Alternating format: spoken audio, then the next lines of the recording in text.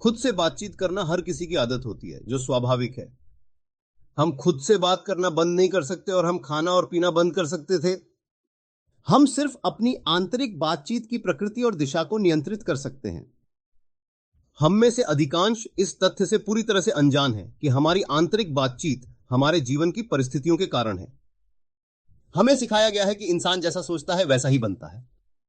लेकिन क्या हम जानते हैं कि हमारी सोच आंतरिक संवादों से प्रभावित होती है? जिस पटरियों पर वह मर चुका है, वह उस दिशा में बदलने के लिए जिस दिशा में वह जाना चाहता है, उसे अपनी पूर्व बातचीत को स्थगित करना चाहिए, जिसे बाइबल में बूढ़ा आदमी कहा जाता है, और उसके मन की भावना में नवीनीकृत होना चाहिए। भाषण मेरी पहचान है और मेरा प्रतिबिंब, इसलिए अपना मन बदलने के लिए उसे पहले अपना भाषण बदलना होगा। भाषण का मतलब वह मानसिक बातचीत है जिसे हम खुद के साथ चलाते हैं। दुनिया अनंत संभावित मानसिक परिवर्तनों का एक जादू चक्र है, क्योंकि वे अनंत संख्या में संभावित मानसिक बातचीत है। जब मनुष्य आंतरिक बातचीत की रचनात्मक शक्ति का पता चलता है, तो वह जीवन में अपने कार्य और अपने मिशन का एहसास करेगा। उसके बाद वह किसी उद्देश्य से काम कर सकता है। ऐसे ज्ञान के बिना वह अनजाने में काम करता है। सब कुछ उन मानसिक बातचीतों की अभिव्यक्ति है जो हमारे अंदर चलती है, बिना कि हम उनसे अवगत हों। लेकिन हम सभ्य प्राणियों को इसे समझने और उद्देश्यपूर्ण ढंग से काम करने की जरूरत है। मनुष्य की मानसिक बातचीत उसके जीवन को आकर्षित करती है। जब तक उसकी आंतरिक बातचीत में कोई बदलाव नहीं आता, तब तक उस व्यक्ति का व्यक्तिगत इतिहास वही रहता है। हमारी आंतरिक बातें बदलने से पहले दुनिया को बदलने का प्रयास करना चीजों की प्रकृति के खिलाफ संघर्ष है। मनुष्य निराशाओं और दुर्भाग्यों के एक ही चक्र में घूम सकता है, उन्हें अपनी नकारात्मक आंतरिक बातचीत के कारण नहीं, बल्कि दूसरों के कारण के रूप में देखता है। यह बहुत दूर प्रतीत हो सकता है, लेकिन यह एक ऐसा मामला है जो खुद को अनुसंधान और प्रयोग के लिए उधार देता है। रसायनज्ञ जिस सूत्र का वर्णन करता है, वह इस विज्ञान के सूत्र से अधिक निश्चित रूप से साबित नहीं है, जिसके द्वारा शब्द उद्देश्य वास्तविकता में पहने जाते हैं। एक दिन एक लड़की ने मुझे अपने नियोक्ता के साथ काम करने में अपनी कठिनाइयों के बारे में बताया। वह सुस्थिर थी कि उसने अनुचित रूप से उसके प्रयासों की आलोचना की और अस्वीकार किया। उसकी कहानी सुनने पर मैंने समझाया कि अगर वह उसे अनुचित सोचती है, तो यह एक निश्चित संकेत है कि उसे खुद एक नए बातचीत के टुकड़े की आवश्यकता थी। इसमें कोई संदेह नहीं था कि वह अपने नियोक्ता के साथ मानसिक रूप से बहस कर रही थी, क्योंकि दूसरों ने वही गूंज दिया जो हमने उन्हें गुप्त रूप से कहा था। उसने स्वीकार किया कि उसने दिन भर मानसिक रूप से उसके साथ बहस की। जब उसे एहसास हुआ कि वह क्या कर रही है, तो वह अपने नियोक्ता के साथ अपनी आंतरिक बातचीत को बदलने के लिए सहमत हुई। उसने कल्पना की कि उसने उसे उसके अच्छे काम के लिए बधाई दी है और उसने बदले में उसकी प्रशंसा और दया के लिए उसे धन्यवाद दिया है। उसकी बड़ी खुशी के लिए उसने जल्द ही पाया कि उसका खुद का रवैया उन सब चीजों का कारण था। उसके नियोक्ता का व्यवहार खुद को उलट गया। यह जैसा कि यह हमेशा रहा था, उसके साथ उसकी मानसिक बातचीत को गूंज रहा था। मैं शायद ही कभी किसी व्यक्ति को अकेले देखता हूं बिना यह सोचे कि वह किस बातचीत के टुकड़े पर बंधा हुआ है, वह क्या रहस्यमय खतरा चल रहा है। हमें अधिक जागरूक और सक्रिय रूप से जीवन को लेना चाहिए, क्योंकि यही सभी समस्याओं का समाधान है। दूसरा मनुष्य, हम सभी में स्वर्ग से आने वाला प्रभु, शरीर में आत्म जागरूक होने की कोशिश कर रहा है कि वह अपने पिता के व्यवसाय के बारे में हो सकता है। अपने पिता के गुणों की नकल करने, वचन का मार्गदर्शक बनने और अपने आंतरिक बोलने को समझने के लिए उसकी मेहनत इस संसार को प्रेम का राज्य बनाना चाहती थी। भविष्यद्वक्ता ने कहा, तुम परमेश्वर की नकल करो प्रिय बच्चों के रूप में। मैं परमेश्वर की नकल कैसे करूंगा? ठीक है, हमें बताया जाता है कि भगवान उन चीजों को कहते हैं जिन्हें नहीं देखा जाता है जैसे वे देखे जाते हैं, और अनदेखा देखा जाता है। इस तरह लड़की ने अपने नियोक्ता से प्रशंसा और दयालुता का आह्वान किया। उसने अपने नियोक्ता के साथ इस आधार पर एक काल्पनिक बातचीत की कि उसने उसके शब्द की प्रशंसा की थी, और उसने किया। हमारी आंतरिक बातचीत विभिन्न तरीकों से जिस दुनिया में हम रहते हैं उसका प्रतिनिधित्व करती है। हमारी व्यक्तिगत दुनिया हमारे स्वयं के आंतरिक भाषण का आत्म प्रकटीकरण है। हमें बताया जाता है कि मनुष्य जो शब्द बोलेंगे वह अपने उल्लू को समझाएंगे, क्योंकि वे अपने शब्दों से न्याय प्राप्त करेंगे और उनके शब्दों से उन्हें निंदा की जाएगी। हमने खुद को नकारात्मक आंतरिक बातचीत के लिए छोड़ दिया, फिर भी प्रकाश की कमान बनाए रखने की उम्मीद की। हमारी वर्तमान मानसिक बातचीत अतीत में नहीं चलती जैसा कि मनुष्य मानता है। वे भविष्य में आगे बढ़े और हमारे सामने व्यर्थ या निवेश किए गए शब्दों के रूप में आगे बढ़े। मेरे वचन ने कहा, भविष्यद्वक्ता मेरे पास जन्मे नहीं लौटेगा, परंतु वह जो मैं चाहूंगा वह पूरा करेगा और वह सब बातों में समृद्ध होगा। मैं इसे कहां डूबूं? मैं एक दोस्त की मदद करने के लिए अपना वचन कैसे कहूंगा? मैं कल्पना करूंगा कि मैं उसकी आवाज सुन रहा हूं, कि वह शारीरिक रूप से मौजूद है, कि मेरा हाथ उस पर है। फिर मैं उसे उनके सौभाग्य पर बधाई देता हूं, उसे बताता हूं कि मैंने उसे कभी बेहतर दिखते नहीं देखा है। मैं सुनता था जैसे मैंने उसे सुना। मैं कल्पना करूंगा कि वह मुझे कह रहा है कि उसे कभी बेहतर महसूस नहीं हुआ है, वह कभी खुश नहीं हुआ। और मैं जानता हूं कि यही सच्चाई है। और यह मेरे पास शून्य नहीं लौटेगा, परंतु उस चीज में समृद्ध होगा जहां मैंने उसे भेजा था। अब स्वीकृत समय है, अब उद्धार का दिन है। यह केवल वही है जो अब किया जाता है, जो आता है, भले ही इसके प्रभाव कल तक दिखाई नहीं दे सकते। हम जोर से नहीं बुलाते, बल्कि गहन ध्यान के आंतरिक प्रयास से बुलाते हैं। ध्यान से सुने, जैसे सृजन का रहस्य आपके सामने प्रकट हो रहा हो। जीवन की घटनाएं और रिश्ते आपके विचारों का दर्पण बनती हैं। हम में से अधिकांश दूसरों के प्रति हमारे निश्चित दृष्टिकोण से उनकी इच्छा और दयालु और उदार होने की उनकी क्षमता को छीन लेते हैं। हमारे दृष्टिकोण हमारी मानसिक बातचीत का प्रतिबिंब हमारे भीतर जगाते हैं। पूरी इच्छा से आंतरिक बातचीत प्रभावी ढंग से परिस्थितियों को निर्मित करने का सूत्र है। हमारी आंतरिक बातचीत हमेशा खुशी में सभी राउंडर्स की तस्वीर से बाहर होती है। इसलिए हम जो बिना देखना और सुनना चाहते हैं, हमें अंदर देखना और सुनना चाहिए, क्योंकि संपूर्ण प्रकट संसार हमें यह दिखाता है कि हमने संसार का किस प्रकार का उपयोग किया है। यदि आप नियंत्रण आंतरिक बोलने की इस कला का अभ्यास करते हैं, तो आपको भी पता चलेगा कि यह कह पाना कितना रोमांचक है। और अब मैंने आपको यह होने से पहले बताया है कि जब यह हो जाता है तो आप विश्वास कर सकते हैं कि आप अपने आंतरिक भाषण की अपार रचनात्मक ऊर्जा को मानसिक भावनात्मक स्तर से शारीरिक स्तर तक बदलने और चैनल करने के लिए अपनी कल्पना का सचेत रूप से उपयोग करने में सक्षम होंगे। और मुझे नहीं पता कि ऐसी प्रक्रिया की क्या सीमाएं हैं, यदि कोई है तो क्या हैं। आपका उद्देश्य क्या है? क्या आपकी आंतरिक बातें इससे मेल खाती हैं? आपको पता होना चाहिए कि क्या आप अपना लक्ष्य हासिल करेंगे, या जैसा कि नबी ने पूछा, फिर दो लोग एक साथ चलते हैं, सिवाय कि कोई सहमति नहीं हो सकती। और जवाब नहीं है, वे नहीं कर सकते। जिन दोनों को सहमत होना चाहिए वे आपकी आंतरिक बातचीत और वांछित राज्य हैं। यह सब वही है जो आप वास्तव में देखना और सुनना चाहते हैं, भले ही यह आपको भीतर तक सुनना और देखना हो। मनुष्य की प्रगति का प्रत्येक चरण उसकी कल्पना के सचेत अभ्यास से होता है, जो उसके आंतरिक भाषण को उसकी पूरी इच्छा के अनुरूप करता है। जब हम अपनी आंतरिक बातचीत को व्यवस्थित करते हैं और इसे पूरी इच्छाओं के अनुरूप ढालते हैं, तब हम अन्य प्रक्रियाओं को आपस में संतुलित कर सकते हैं। तब हम स्पष्ट कल्पना और प्रेरणा के साथ कार्य कर सकते हैं। हम इच्छा पूरी होने की कल्पना करते हैं और उस आधार से मानसिक बातचीत करते हैं। सही आंतरिक भाषण वह भाषण है जो आपके आदर्श को साकार करने के लिए आपका होगा। दूसरे शब्दों में, यह संपूर्ण इच्छा की अभिव्यक्ति है। अब आप सोच सकते हैं कि प्राचीन कितना ज्ञानवान था जब उसने हर्मेटिक दृष्टिकोण से हमें समझाया। वे दो उपहार हैं जिन्हें ईश्वर ने अकेले मनुष्य को दिया है और किसी अन्य नश्वर को नहीं दिया है। ये दोनों मन और भाषण हैं, और मन और भाषण का उपहार अमृता के बराबर है। यदि कोई मनुष्य इन दो उपहारों का सही प्रयोग करता है तो वह अमरियों से कुछ भी अलग नहीं होगा, और जब वह छोड़ देता है तो उसका शरीर, मन और भाषण उसके मार्गदर्शन होगा, और उनके द्वारा तुम्हें देवताओं और आत्माओं की सेना में लाया जाएगा जो आनंद प्राप्त कर चुके हैं। मन और भाषण के उपहार से आप जीवन की परिस्थितियां और परिस्थितियां बनाते हैं। शुरुआत में वचन था और वचन परमेश्वर के साथ था और वचन परमेश्वर था। हर्मिस ने बताया, वचन उनका पुत्र है और मन वचन का सृजन करता। वे एक दूसरे से अलग नहीं है, क्योंकि जीवन शब्द और मन का एकीकरण है। आप और आपके आंतरिक शब्द जुड़ाव के प्रतीक हैं। यदि आपका मन आपकी आंतरिक बातचीत के साथ एक है, तो मन में बदलना बातचीत में बदलना है। यह सबसे गहरी अंतर्दृष्टि की एक चमक थी जिसने पॉल को लिखना सिखाया।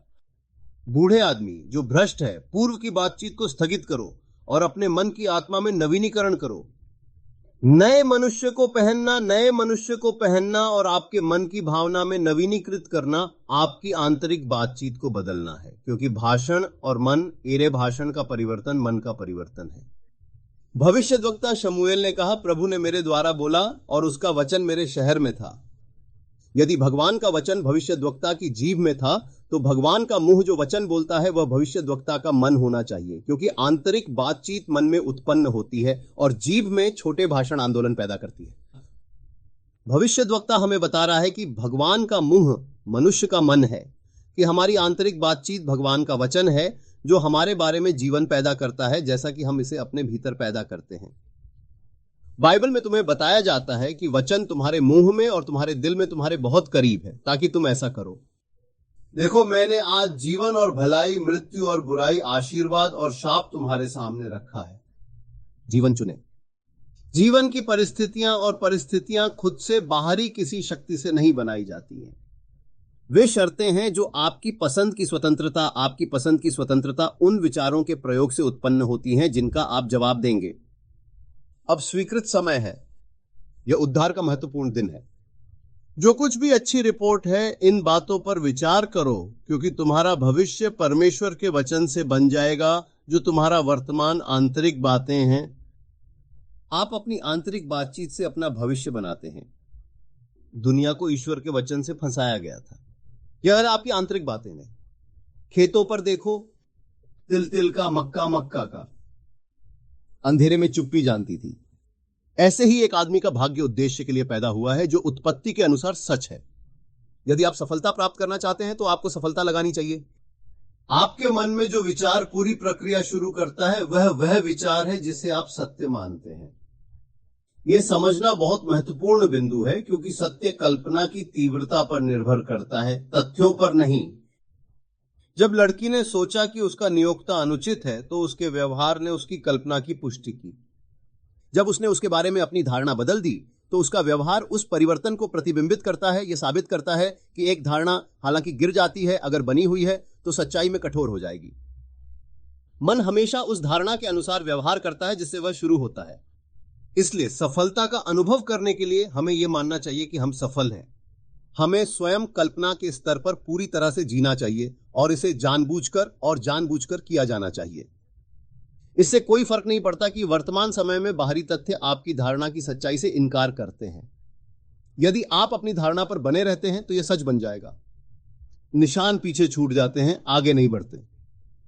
अपने आप की एक नई अवधारणा को मानना उस हद तक आपकी आंतरिक बातचीत या ईश्वर के शब्द को बदलना है, और इसीलिए नए मनुष्य को पहन रहा है। हमारी आंतरिक बातें हालांकि दूसरों द्वारा सुनी नहीं गई हैं, भविष्य की परिस्थितियों में पुरुषों के सभी सुनने वालों और धमकियों की तुलना में अधिक उत्पादक होती हैं। आपका आदर्श अवतार होने का इंतजार कर रहा है, लेकिन जब तक आप स्वयं इसे मानव माता पिता की पेशकश नहीं करते हैं, तब तक यह जन्म देने में अक्षम है। आपको उस व्यक्ति को परिभाषित करना होगा जिसे आप बनना चाहते हैं, और फिर विश्वास में अपनी इच्छा को पूरा करने की भावना मानना चाहिए कि उस धारणा को आपके माध्यम से अभिव्यक्ति मिलेगी। धर्म का सच्चा परीक्षण उसके इस्तेमाल में है, लेकिन हो सकता है कि उसे बचाव के लिए एक चीज बना दिया हो। यह तुम्हारे लिए है कि शब्द बोले जाते हैं। जो विश्वास करता है वह धन्य है, क्योंकि जो बातें प्रभु की ओर से उससे कही जाती हैं वह पूरी होगी। इसका परीक्षण करें, कोशिश करें, खुद को एक ऐसा बनने के लिए कल्पना करें जो आप बनना चाहते हैं, और उस अवधारणा के प्रति वफादार रहें, क्योंकि यहां का जीवन छवि बनाने के लिए सिर्फ एक प्रशिक्षण मैदान है। इसकी कोशिश करें और देखें कि क्या जीवन आपकी कल्पना के मॉडल पर खुद को आकार नहीं देगा। दुनिया में सब कुछ मनुष्य की आंतरिक बातें के इस्तेमाल या दुरुपयोग का गवाह देता है। नकारात्मक आंतरिक बातें, विशेष रूप से बुराई और ईर्ष्या आंतरिक बातें, भविष्य के युद्ध के मैदानों और दुनिया के जेलों के लिए प्रजनन का जमीन है। आदत के माध्यम से मनुष्य ने इन नकारात्मक आंतरिक बातचीतों के लिए एक गुप्त स्नेह विकसित किया है।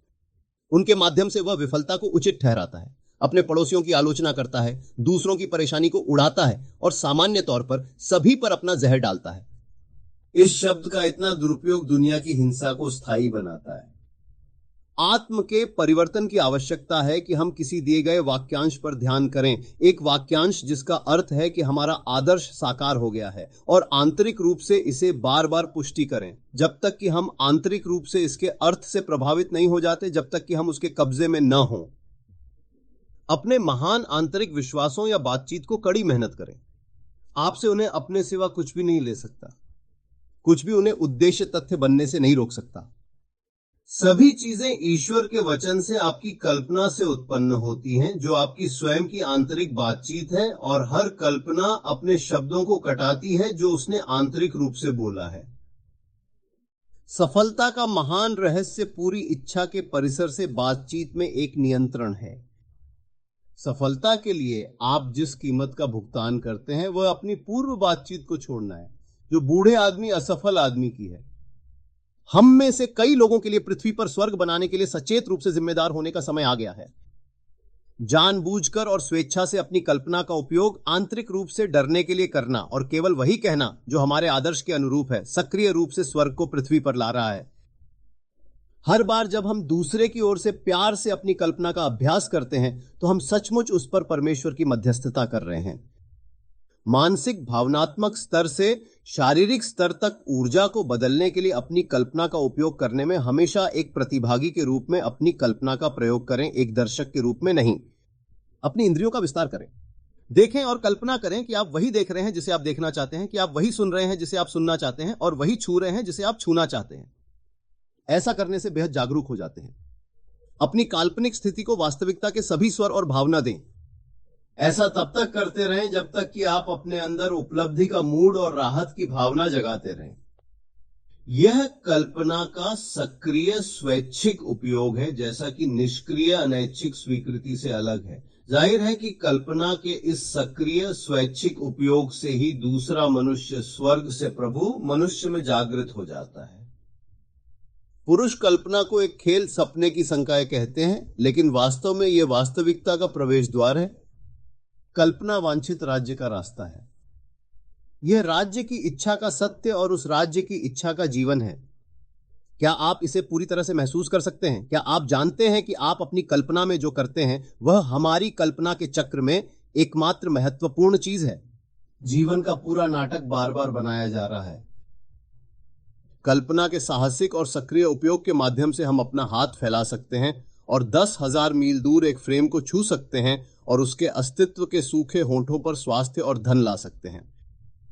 यह दुनिया की हर चीज का रास्ता है। हम अपने मांस की सीमा से परे और कैसे काम कर सकते हैं? लेकिन कल्पना हमें वर्तमान में अपने सपनों को पूरी तरह से जीने की मांग करती है। वर्तमान के पोर्टलों के माध्यम से पूरे थाई को गुजरना होगा। कहीं और कल्पना करें, जैसा कि यहां और तब जैसा।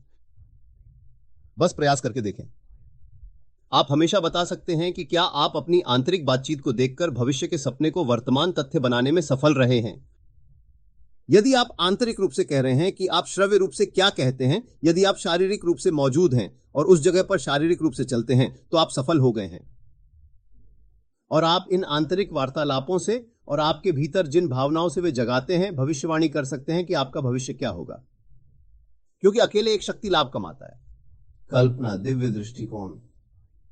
हम जो कुछ भी मिलते हैं वह हमारा शब्द दिखाई देता है, और जो हम अब नहीं समझते हैं वह हमारे आंतरिक बातचीत की अज्ञात ताकतों और हमारे भीतर उन भावनाओं से जुड़ा हुआ है जो वे हमारे भीतर जन्म देते हैं। यदि हमें अपने साथ हो रहे घटनाक्रम पसंद नहीं तो यह संकेत है कि मानसिक आहार बदलें। क्योंकि हमें कहा जाता है कि मनुष्य केवल रोटी से नहीं बल्कि परमेश्वर के मुंह से निकलने वाले हर शब्द से जीवित रहता है। और परमेश्वर के मुंह को मनुष्य का मन होने की खोज करने के बाद एक ऐसा मन जो शब्दों या आंतरिक बातचीत पर जीवित रहता है, हमें अपने मन में केवल प्यार करने वाले महान विचारों को खिलाना चाहिए। क्योंकि शब्दों या आंतरिक बातचीत से हम अपनी दुनिया का निर्माण करते हैं। प्रेम का भगवान हाथ तुम्हारी भूख और प्यास उन सब महान और अच्छे रिपोर्टों के लिए उठाने देता है, और तब तक तुम अपने हाथ उठाने से पहले तुम भूखे हो जाओ जब तक कि एक कप में प्रेम नहीं भर गया या एक कटोरे में प्रेम ने आशीर्वाद नहीं दिया, ताकि तुम्हें फिर कभी यह कहना न पड़े कि मैंने क्या कहा है, मैंने क्या किया है। हे सब शक्तिशाली मानव शब्द है। अगर तुम ये सुन रहे हो तो ये तुम्हारा साइन है। ये बिल्कुल रैंडम नहीं है। तुम यहाँ इसलिए हो क्योंकि सब कुछ तुम्हारे फेवर में ऑलरेडी काम कर रहा है। अगर तुम ज्यादा ट्राई कर रहे थे तो अब रिलैक्स करो। अगर तुम ओवर थिंक कर रहे थे तो अब रुक जाओ। हर चीज़ अभी समझना ज़रूरी नहीं है। लाइफ क्वाइटली तुम्हारे लिए चीज़ें सेट कर रही हैं। चाहे अभी शोर न हो, चाहे अभी क्लियर न दिख रहा हो, जो तुम्हारे लिए बना है वो अपने टाइम पे अलाइन हो रहा है। उससे फोर्स की ज़रूरत नहीं है, उससे चेज़ करने की ज़रूरत नहीं है, उससे बार बार फोकस करने की ज़रूरत नहीं है। अपने शोल्डर्स रिलैक्स करो, जॉ लूज़ करो, सांस को स्लो होने दो। तुमने ऑलरेडी काफ़ी कर लिया है। जब तुम फोर्स करना छोड़ देते हो तब चीज़ें फ्लो करना स्टार्ट करती हैं। डिले प्रोटेक्शन होता है, साइलेंस प्रेपरेशन होती है। टाइमिंग तुम्हारे अगेंस्ट नहीं, तुम्हारे साथ काम कर रही है। अब साइंस चेक करने की ज़रूरत नहीं है, यही साइन है। जो तुम चाहते हो वो धीरे धीरे तुम्हारी तरफ आ रहा है। न जल्दी न लेट, बिल्कुल सही टाइम पे। कंट्रोल छोड़ दो, वरी छोड़ दो, कैसे होगा ये सोचना छोड़ दो। अब तुम्हारा काम सिर्फ रेस्ट करना और रिसीव करना है। सब कुछ तुम्हारे फेवर में काम कर रहा है, अभी भी, और खासकर अभी। सांस लो, रिलैक्स करो और फ्लो को अलाउ करो।